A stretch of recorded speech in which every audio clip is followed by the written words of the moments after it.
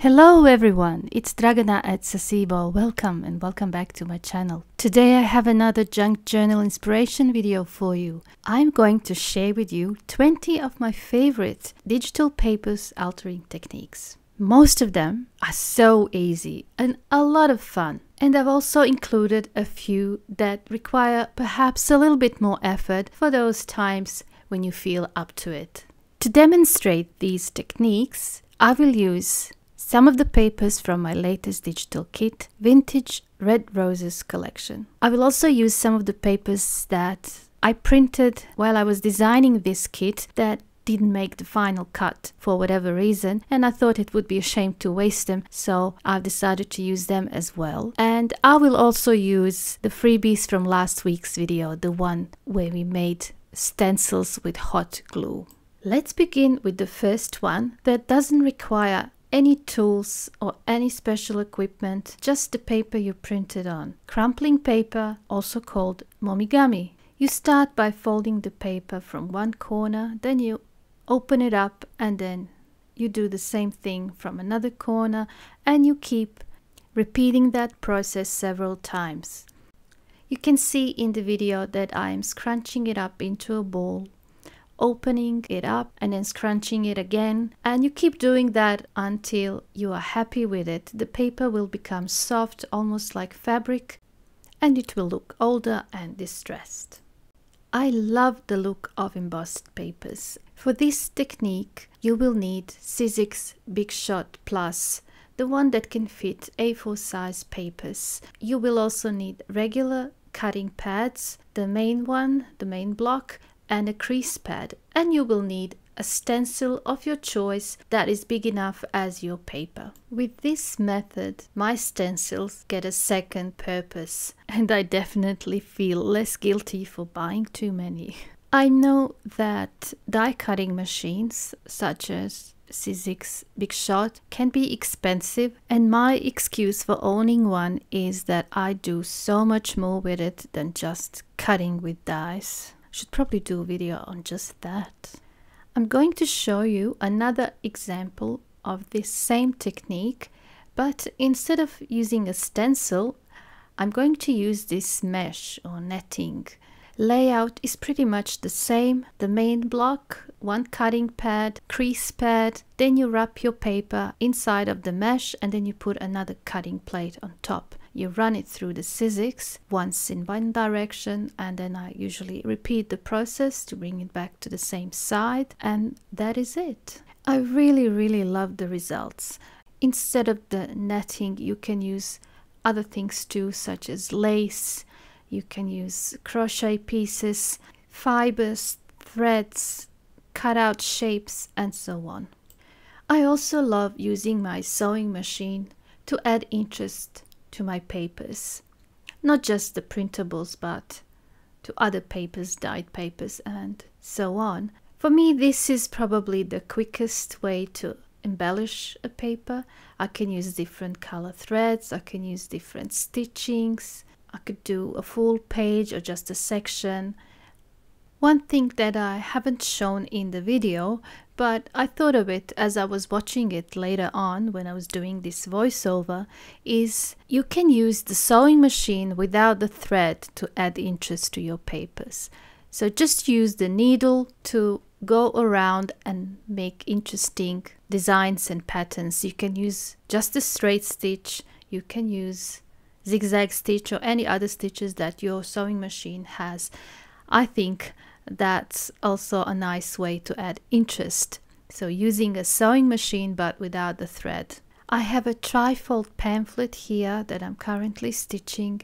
I've decided to do little frames around each panel. I thought that looked very nice. And then in this example, I've used one of the decorative stitches just on the sides of the papers, and I've done one with the full page. If you love slow stitch or embroidery, you can also embroider paper. This is a technique that takes a little bit more effort and time, but if you feel up to it, it can look amazing on your projects. Even a simple running stitch can look very nice when you add it to the paper. With this technique, you're gonna have to get your hands a little bit greasy. Here I'm using just some coconut oil, just half a teaspoon, and I basically just rub it or massage it into the paper from both sides. I don't mind getting my hands greasy. Coconut oil is good for your skin anyway, so it's a nice way to make your paper look transparent and moisturize your hands at the same time, I guess. Once you complete the process, if your paper is too greasy and you fear that the oil will transfer to the rest of your journal, you can always put it in between two sheets of scrap paper and go over with a rolling pin or a brayer. Oiling makes the paper transparent. It gives it nice rich texture, and if you like, you can add a few drops of essential oil and have a fragrant paper too. Waxing paper gives similar results to oiling paper, but without the grease factor. I've done a full-length tutorial on this topic, and in this video I'm demonstrating a slightly different way of doing this. My iron is set to maximum heat, the steam is off, I'm using little bits and pieces of candles that were left. I placed the paper that I wish to wax on top of parchment paper. So what I'm doing here, I'm warming up the paper first and then rubbing the wax into it. If the paper is not warm enough, you will not see anything happening. So it really needs to be warm or hot. I placed another sheet of parchment paper and then I keep going over with the hot iron and keep adding more of that candle underneath. I love waxing paper. This is a very relaxing and satisfying and also enjoyable process for me. In that other video that I mentioned earlier, I do a full experiment using different types of papers to get this effect, and I will leave the link down below in the description so that you can check it out if you wish to. If you wonder what's the purpose of waxing paper or what's the use for waxed papers, I can tell you that I love making envelopes with waxed papers. I really do, especially because they're see-through and they become a little bit tougher than if I just use regular copy paper. I also like making pockets. Sometimes I do little fussy cuts as well and other embellishments for my journals. Here is another example. The paper on your right hasn't been altered in any way and you can see the difference between the two. The waxed paper is definitely more transparent. Heat embossing is a great way to add little interesting details to your printables.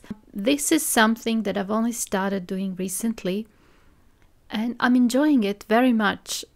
You need embossing ink, you need some embossing powder, need a few stamps and a heat tool, and off you go. It's really fun. You can also use your stencils when you work with heat embossing.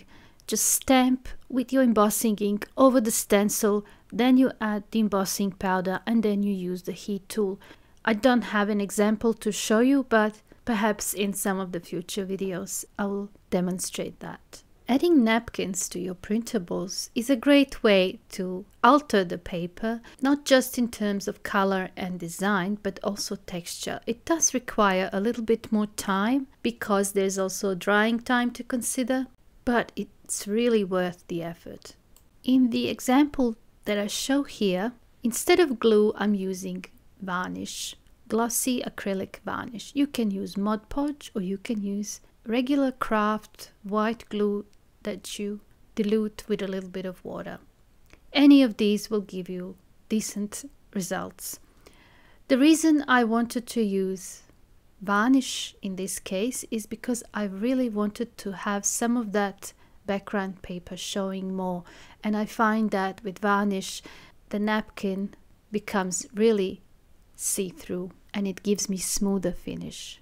The technique that I'm about to show you now is very similar to my textured napkin papers with deli papers. I have a full-length tutorial on that. I will leave the link down below. I'm using just coffee and clear glue, not white glue, just clear glue that is water-based, not acetone-based. It has to be water-based. You mix approximately the same amount of glue and coffee, and then you apply to the paper. Once the whole page is covered with this mixture, carefully place the napkin on top.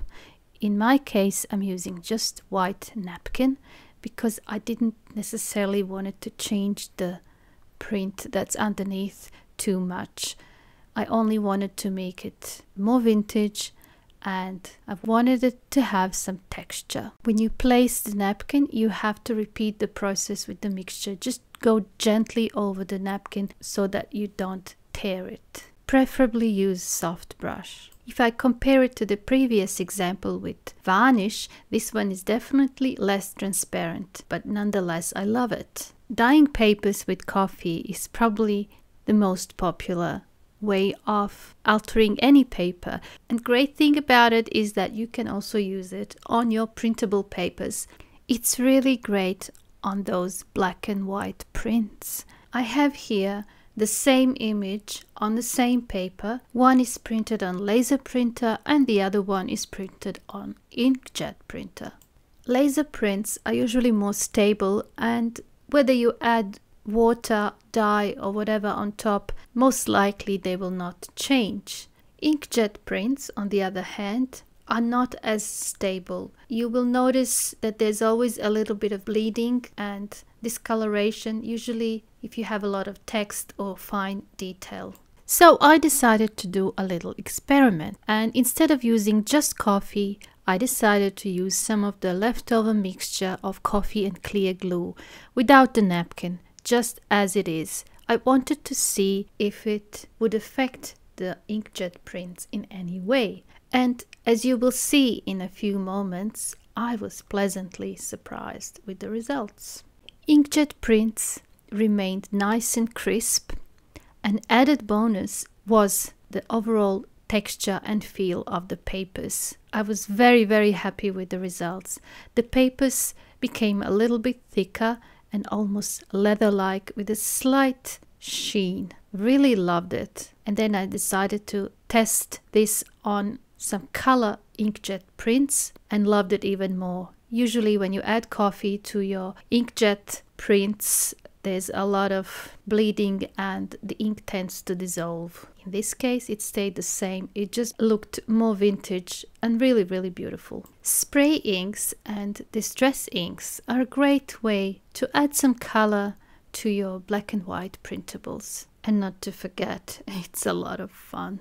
Just wear the gloves and protect your surfaces and the walls around you, because if you are like me, the only clean area in your room is going to be the ceiling.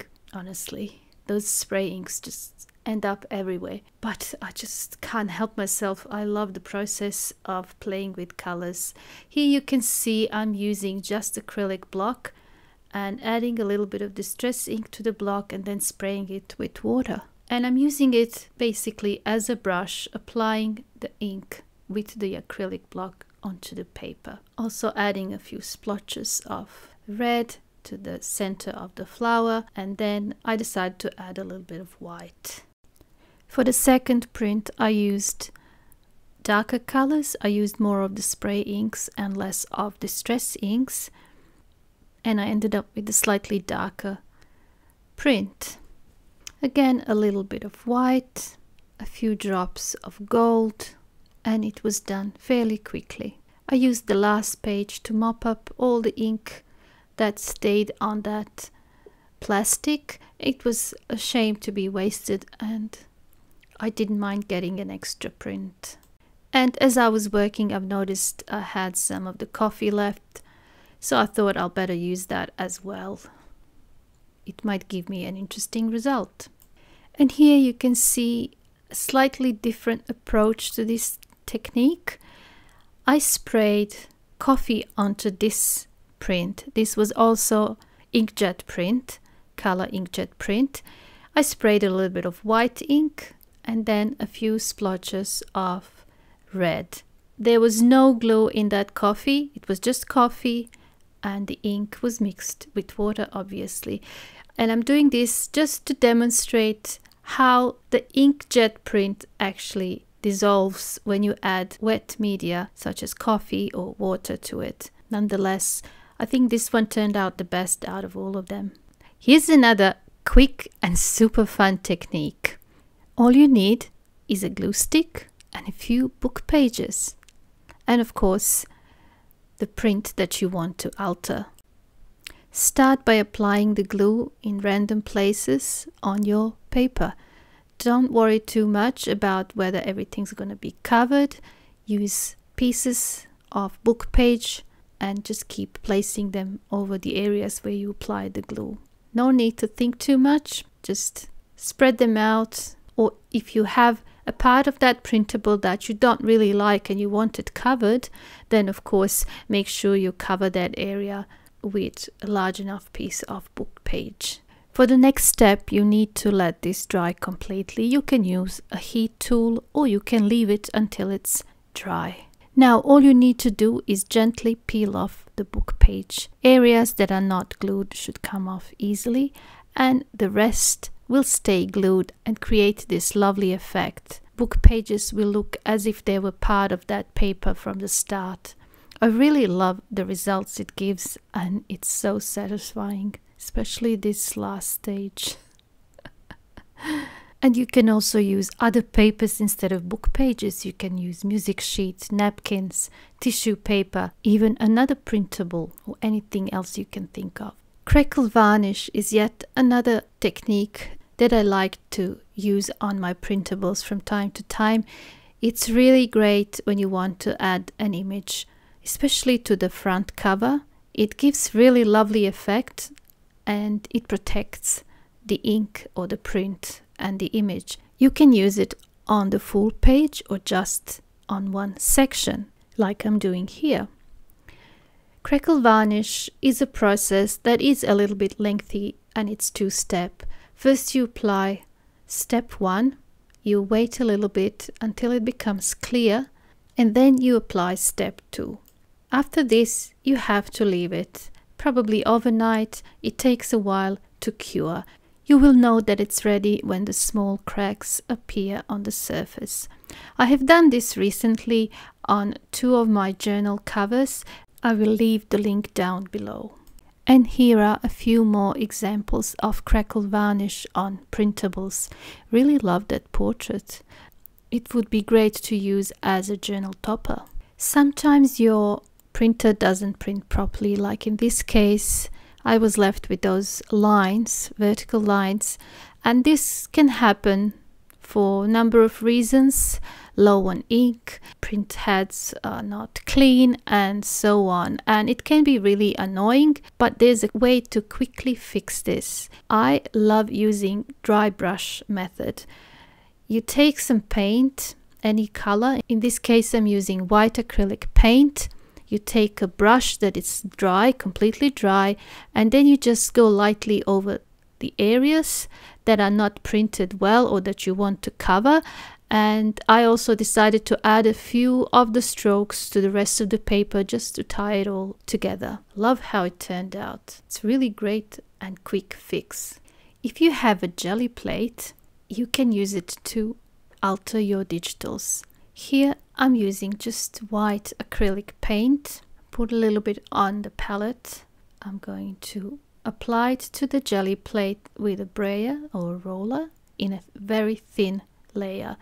Just spread it out nicely to cover the whole plate, but do not add too much paint unless you want to cover your print completely. Now I'm going to add this sheer fabric. I'm going to place it gently on top and press with my hands to transfer that design onto the jelly plate. Now I'm going to lift it off, and fabric will collect some of the paint and it will leave some on the jelly. Now I'm placing the printed paper. I'm using a brayer to ensure there's a good contact between the jelly plate and a printable. And after a few seconds, I'm just lifting it off and it's done. Very quick and effective. Next technique is quite straightforward. If you have some stencils, some stamps and a few inks, you're good to go. I'm using a bit of red ink over the stencil in one corner and a little bit of brown ink in the bottom left corner. I think it just ties in really well with the image on the right. Now I'm using just black ink and a script stamp over the stencil because I don't really want to have a square or a block of script. I just want it to be more like random. And a few butterflies. Have to have some butterflies there. In one of the recent videos called Faux Stained Glass, I've used contour paint extensively, but I also like to use this paint to add detail to my printables, to add details to embellishments and things like that, especially the metallic color ones. They can add a really nice look, also 3D effect. Sometimes I add lines, sometimes dots, and in this case I've decided to go with the dots. Love how it turned out. And let's not forget texture paste. Texture pastes, whether they are store-bought or homemade ones, are a great way to add extra dimension to your work. I love using them with stencils. I simply scoop a little bit of texture paste with my palette knife and apply it to the paper over the stencil. Instead of the palette knife, you can use perhaps old credit cards or a piece of cardboard. And I had some good results when I was using gesso instead of texture paste, as long as it's not too runny. Gesso could work. And finally, technique number 20. It's not actually a single technique, it's more of a combo of several techniques together. To demonstrate this, I've decided to keep working on this same image that I used texture paste on. I didn't like how this white texture paste looked on my paper, so I decided to add a little bit of red and a little bit of green ink over it, and immediately it looked so much more appealing to me. Then I took a pencil, it was a soft one, 8B, and I thought if I add a little bit of shadow around this branch, it might look better. I blended the pencil work a little bit just with my finger. And then I thought maybe if I add a little bit of gilding wax in gold over the texture paste, it might give it an extra dimension. And then I thought, why don't I just add a little bit of contour paint in gold too? It wouldn't hurt, right? So I guess you can see where I'm going with this.